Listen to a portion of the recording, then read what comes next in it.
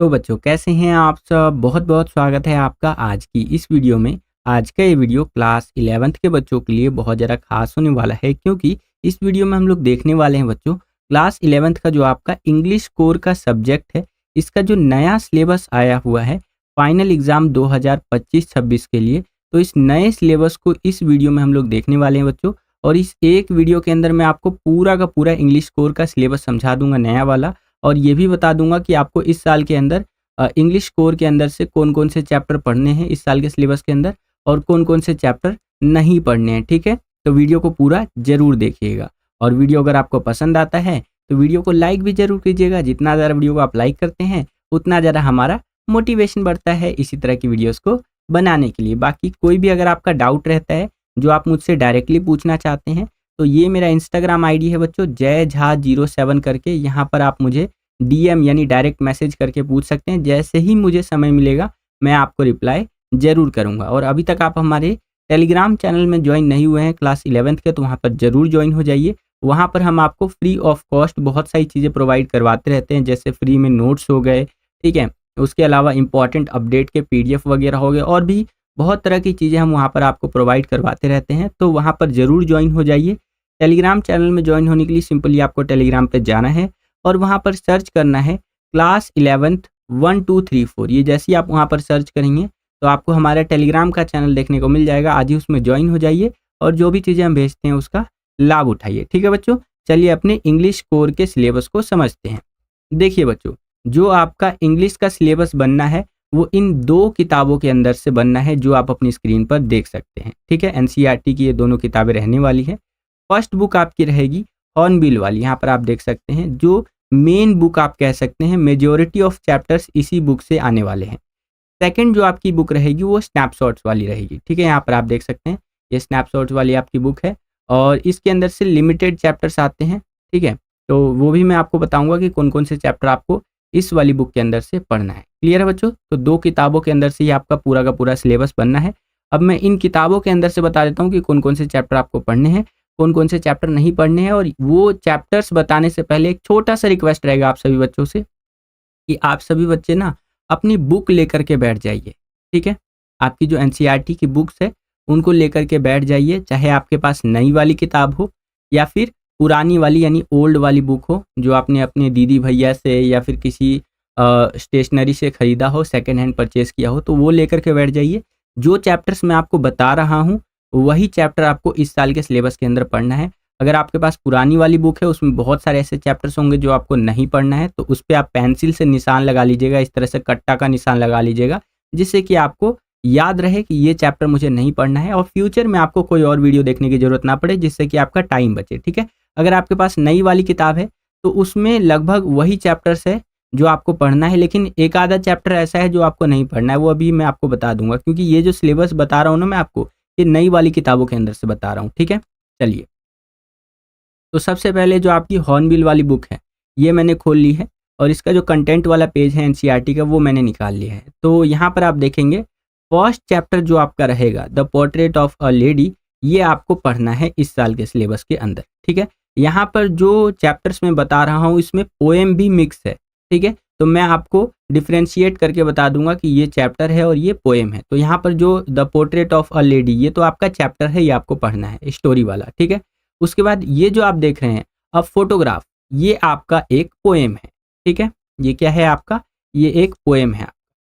Second chapter देखिए यहाँ पर क्या है, we are not afraid to die if we can all be together, ये आपका चैप्टर है, ये आपको पढ़ना है बच्चों। क्लियर है। थर्ड चैप्टर जो आप यहाँ पर देख रहे हैं डिस्कवरिंग ट्रुथ द जो है कि सागा कंटिन्यूस करके। ठीक है, तो ये भी चैप्टर आपको पढ़ना है। तो ये 3 चैप्टर हो गए। ठीक है, और फर्स्ट पोएम ये वाली हो गई आपकी। ठीक है, उसके बाद ये जो आप देख रहे हैं ना ये आपकी सेकंड पोएम रहेगी। ठीक है, यहाँ पर आप देख सकते हैं द लैब्रेनम टॉप करके। ठीक है, तो ये आपको पढ़ना है, और ये हो गया आपका पोएम।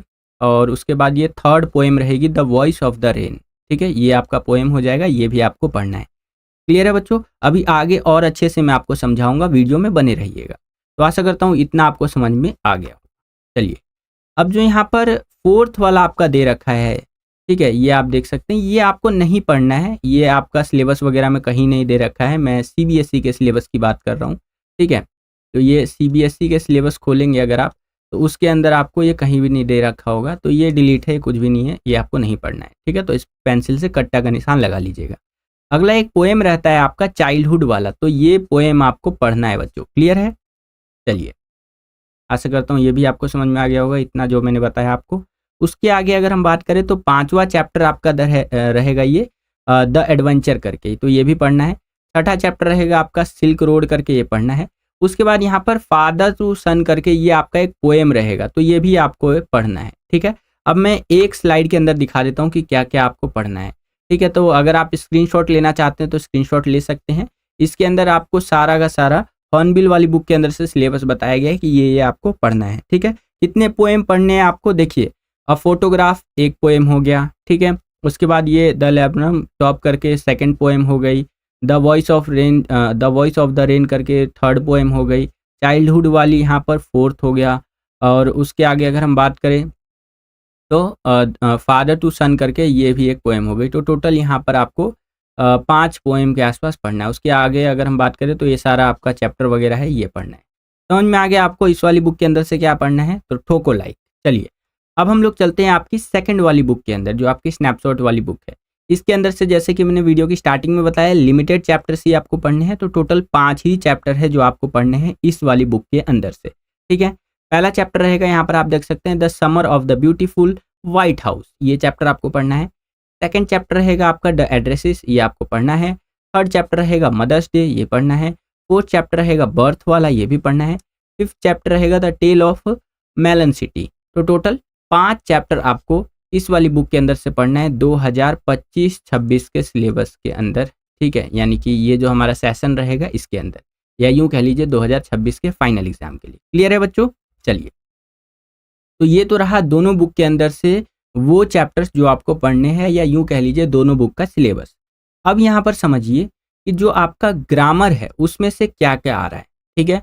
कंफ्यूज बिल्कुल भी मत होइएगा, मैं आपको आपका पेपर का थोड़ा सा पैटर्न समझा देता हूँ, या यूं समझा देता हूँ कि पेपर आपका कैसा आता है। देखिए, आपका जो इंग्लिश का पेपर आएगा ना, चाहे मिड टर्म एग्जाम की बात कर लीजिए या फाइनल एग्जाम की बात कर लीजिए, वो यहाँ पर 3 सेक्शंस के अंदर बटा हुआ रहेगा। पहला सेक्शन रहता है रीडिंग स्किल्स का, जिसके अंदर पैसेज वगैरह आते हैं, ठीक है, और भी छोटी मोटी चीज़ें आती हैं, यहाँ पर आप देख सकते हैं। सेकंड आपका जो सेक्शन रहता है, ये सेक्शन ए हो गया।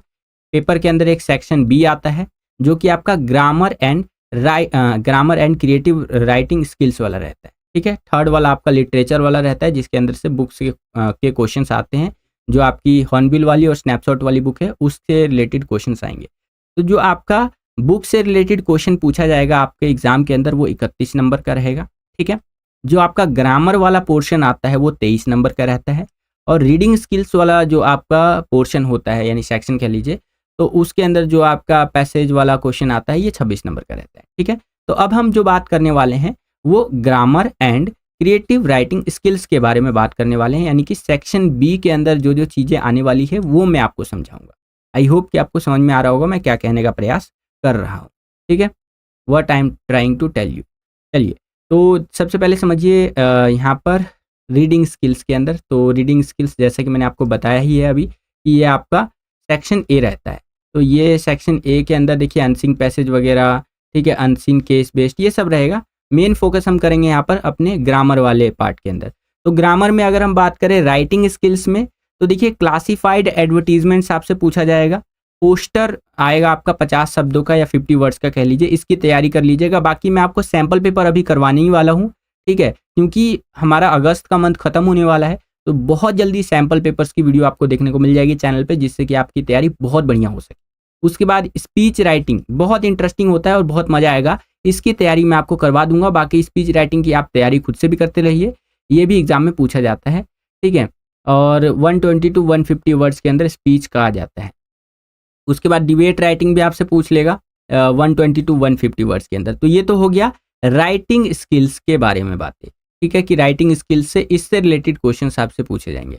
अब यहाँ पर ग्रामर की बात कर लेते हैं। तो ग्रामर में देखिए क्या क्या आएगा, आपका टेंसेस जो होते हैं वो पूछा जाएगा, ठीक है। उसके बाद अगर हम बात करें क्लूसिव ये हो गया, और फिर आपका सेंटेंसेस को लेकर के, ठीक है, रीऑर्डरिंग जो आपके सेंटेंस होते हैं उससे रिलेटेड क्वेश्चंस पूछे जाएंगे। ट्रांसफॉर्मेशन ऑफ सेंटेंसेस जो होते हैं वो आपसे यहाँ पर पूछे जाएंगे। ठीक है बच्चों, आई होप कि आपको समझ में आ गया होगा। कुछ भी अगर आपका डाउट रहता है तो कमेंट सेक्शन आप सभी बच्चों के लिए खुला हुआ है, कमेंट करके आप बेझिझक पूछ सकते हैं। मैं हर एक कमेंट को देखता हूँ और उसका रिप्लाई जरूर करता हूँ। ठीक है बच्चों, तो ये तो था आपका इंग्लिश कोर का सिलेबस 2025-26 सेशन के लिए, यूँ कह लीजिए या फिर यूँ कह लीजिए कि 2026 के बोर्ड फाइनल एग्जाम के लिए। मैं बोर्ड एग्जाम बोलने वाला था, माफ़ी चाहूँगा, जो आपको फाइनल एग्जाम होता है उसके लिए।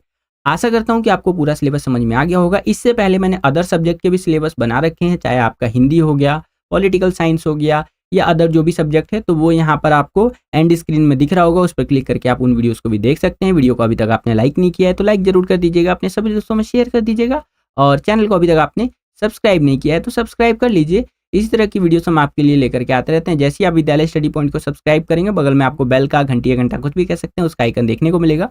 उसको प्रेस करके ऑल पे क्लिक कर दीजिएगा, जिससे कि जो भी हम नया वीडियो अपलोड करें उसका नोटिफिकेशन सबसे पहले आपके फ़ोन पर आ जाया करे और आपकी जो तैयारी है एग्जाम्स के लिए वो और भी बेहतर से बेहतर तरीके से हो सके। इस वीडियो के लिए इतना ही, मिलता हूँ आपसे अगली और एक्साइटिंग वीडियो में। तब तक के लिए खुश रहिए, खुश रखिए सभी को। जय हिंद, वंदे मातरम।